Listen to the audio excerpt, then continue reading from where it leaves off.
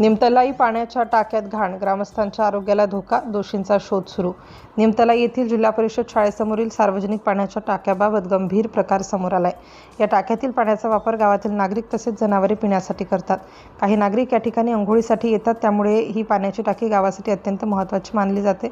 मात्र काही अज्ञात समाजकंटकांकडून या टाक्यात जाणीवपूर्वक अस्वच्छता केली जात असल्याने ग्रामस्थांमध्ये संताप आणि चिंता व्यक्त केली जात आहे.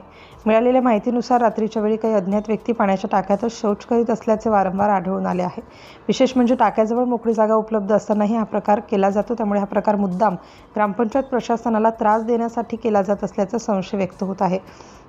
ग्रामपंचायतीचे चपराशी यांनी सांगितले की टाकीची नियमित स्वच्छता करून परिसर निर्जंतुक केला जातो. मात्र दुसऱ्याच दिवशी पुन्हा टाक्यात घाण आढळते. आतापर्यंत 3 ते 4 वेळा असा प्रकार घडल्याने तेही त्रस्त झाले आहेत.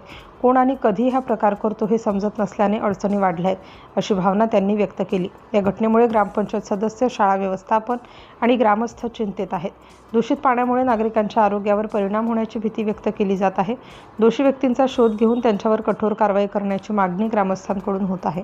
तसेच सार्वजनिक संपत्तीचे रक्षण करण्यासाठी आणि गावातील स्वच्छता टिकवून ठेवण्यासाठी सर्वांनी सहकार्य करण्याचे आवाहन ग्रामपंचायतीकडून करण्यात आले आहे. सिटी इंडिया न्यूजसाठी प्रतिनिधी राहुल कडू, नागपूर जिल्हा ग्रामीण. ग्रामपंचायत निमतलाई अंतर्गत हे टाक्याचं नाही विषय, तर काय झालं टाक्याच्या? काल धुतलं आम्ही ना सकाळी, आणि आज सकाळीच पाहिलं तर त्याच्या अंदर संडास करून ठेवली. म्हणजे महिना 1.5 महिन्यात आम्ही धुत राहतो, सफा करत राहतो, पण लोक गंदगी करून ठेवते. पण आमचा जीव नाही का, आम्ही इथं टाके सफा करतो, हे करतो, पण लोक गंदगी करून ठेवतात. तर त्याच्यावर कसं करायचं बा? तुम्ही तुमच्या सरपंचाला किंवा बॉडीला काही सांगितलं नाही का? जनता त्याला फोन केला होता, त्याला सांगितलं संडास करून ठेवली म्हणजे टाक्यामध्ये म्हणलं. त्याला सांगितलं फोन करून. काय म्हणे सर? ते पाहू म्हणे, आपण तक्रार करू म्हणे, कोण आहे काय तर.